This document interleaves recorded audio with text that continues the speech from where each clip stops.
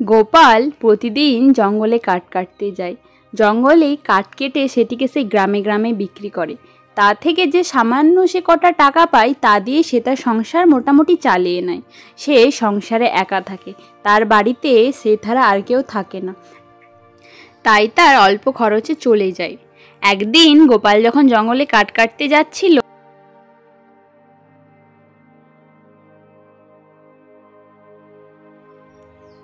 আজকে যে একটাও গাছ নেই, সব গাছ আমার আগেই অন্য কেউ এসে কেটে নিয়েছে। এখন আমি কি করি? যাই দেখি, জঙ্গলের একটু ভিতর দিকে যাই, সেখানে গেলে যদি কাঠ পাওয়া যায়। এখানে তো নেই, কিন্তু কাঠ তো কাটতেই হবে, না হলে যে আমার দিন চলবে না। এই ভেবে গোপাল জঙ্গলের ভিতর দিকে চলে গেল কাঠ পাওয়ার জন্য। এই তো এখানের গাছগুলো অনেক মোটা মোটা আছে, এখান থেকে একটা গাছ কাটি। আরে এটা কি? এই যে দেখছি একটা বাঘ ওখানে আহত অবস্থায় পড়ে আছে, কিন্তু বাঘটার কি হয়েছে, এভাবে কেন পড়ে আছে? যাই দেখি, ওর কাছে গিয়ে দেখি ওর কি হয়েছে। গোপাল সেই বাঘটির কাছে গেল। বাঘ, ও বাঘ, তোমার কি হয়েছে? তুমি এভাবে কেন পড়ে আছো? গোপাল সেই বাঘটির কাছে গিয়ে বসলো এবং তার সেবা শুশ্রূষা করতে লাগলো। যতক্ষণ না বাঘটি সুস্থ হয়ে উঠল, গোপাল ততক্ষণ সেই বাঘটির কাছে বসে রইল। কিছুক্ষণ পর বাঘটি নিজের পায়ে উঠে দাঁড়ালো। এই জঙ্গলে তোমায় একা থাকতে হবে না, তুমি আমার সাথে চলো, তুমি আমার বাড়িতে থাকবে।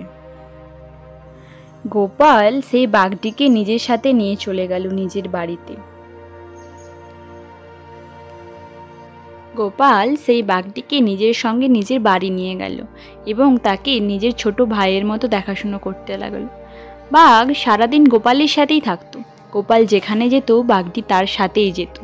কিন্তু এভাবে একটি বাঘকে নিজের সাথে রাখা গ্রামের মানুষ একদম মেনে নেয়নি। শোনো গোপাল, তুমি এভাবে একটা বাঘকে নিজের কাছে রাখতে পারো না। কিন্তু এই বাঘটি শুধু বাঘ নয়, এ তো আমার ভাই, এ মানুষের কোনো ক্ষতি করবে না, তোমরা বিশ্বাস করো। কিন্তু গ্রামের মানুষ কোনো কথা শুনল না, গোপালকে গ্রাম থেকে তাড়িয়ে দিল। গোপাল রোদে, গরমে, বৃষ্টিতে এদিক থেকে ওদিক জঙ্গলে ঘুরতে লাগলো, কিন্তু কোথাও আশ্রয় পেল না। শেষে সে ক্লান্ত হয়ে একটি নদীর ধারে বসেছিল।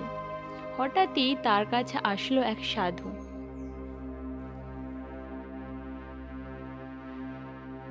কি হয়েছে বৎস তোমার? তুমি এভাবে বসে আছো কেন? আর এই বাঘটি তোমার সাথে কেন? গোপাল সব কথা বলল, কিভাবে বাঘটি তার কাছে এসেছিল এবং কিভাবে তারা গ্রাম ছাড়া হয়েছে। সবই বুঝলাম, ঠিক আছে, তোমরা আমার সাথে থাকবে, চলো আমার আশ্রমে থাকবে, চলো। সেই সাধু গোপালকে নিজের সাথে নিজের আশ্রমে নিয়ে গেল। এই হচ্ছে গোপাল, ও আজ থেকে আমাদের সাথেই থাকবে, তোমরা ওকে নিজেদের করে নাও। ও ও ওর পোষ্য এই বাঘ আজ থেকে আমাদের কাছেই থাকবে, তোমরা দেখো ওর জন্য কোনো অসুবিধা না হয়।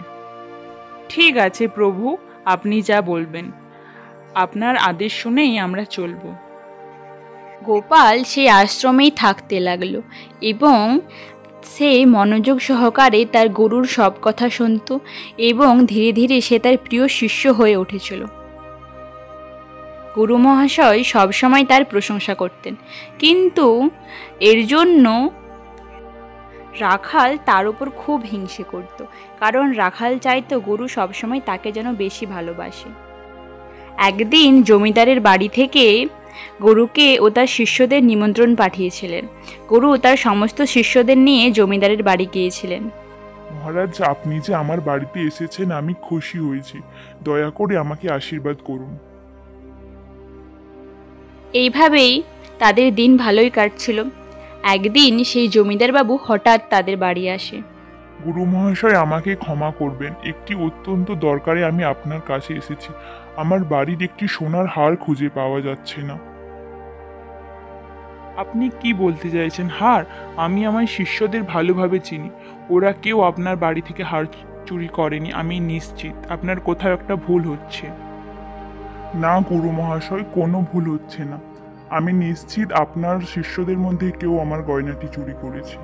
কারণ সেদিন থেকে গয়নাটি খুঁজে পাওয়া যাচ্ছে না। বাড়িটি তন্ন তন্ন করে খোঁজা হয়েছে, কিন্তু কোথাও পাওয়া যাচ্ছে না। ঠিক আছে, আপনি তল্লাশি নিন। আপনি যদি গয়নাটা পান তাহলে আপনি এখান থেকে নিয়ে যাবেন।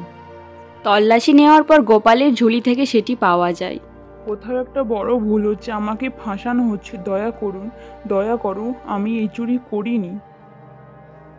এত কষ্টেও আমি কখনো চুরি করিনি, কি তবে আজ আমি হঠাৎ কেন চুরি করব? বিশ্বাস করো, আমি চুরি করিনি। হ্যাঁ, আমার প্রভু ঠিকই বলেছে, সে কোনো চুরি করেনি, সে কখনো কোনো চুরি করতেই পারে না। কি, এই বাঘ আবার বলতে পারে নাকি? এ তো দেখছি বলতে পারা বাঘ। তাহলে তুমি নিশ্চয়ই এটাও বলতে পারবে যে সত্যিকারের সোনার গয়নাটা আসলে কে চুরি করেছে? হ্যাঁ, আমি জানি। এই রাখাল আমার প্রভুকে ফাঁসানোর জন্য তার ব্যাগে এই সোনার গয়নাটি দিয়েছিল। কি, রাখাল? রাখাল, তুমি এত নোংরা কাজটা করেছো? ক্ষমা করো প্রভু, আমায় ক্ষমা করো। আমি ইচ্ছে করে এই কাজ করতে চাইনি। আপনি আমার থেকে গোপালকে বেশি ভালোবাসছিলেন, তাই আমি এই কাজ করেছি দুঃখে। প্রভু, আপনি রাখালকে ক্ষমা করে দিন। ওর জায়গায় থাকলে যে কেউ এই করতো। দেখছো রাখাল, এত কিছু পরেও গোপাল তোমাকে ক্ষমা করে দিতে বলছে। গোপাল আসলেই একজন সত্যিকারের ভালো মানুষ। ওকে থেকে তোমার কিছু শেখা উচিত। আসলে অন্যের ক্ষতি করতে গেলে ক্ষতিটা সবার আগে নিজেরই হয়। হ্যাঁ প্রভু, আমি বুঝেছি আমার ভুল।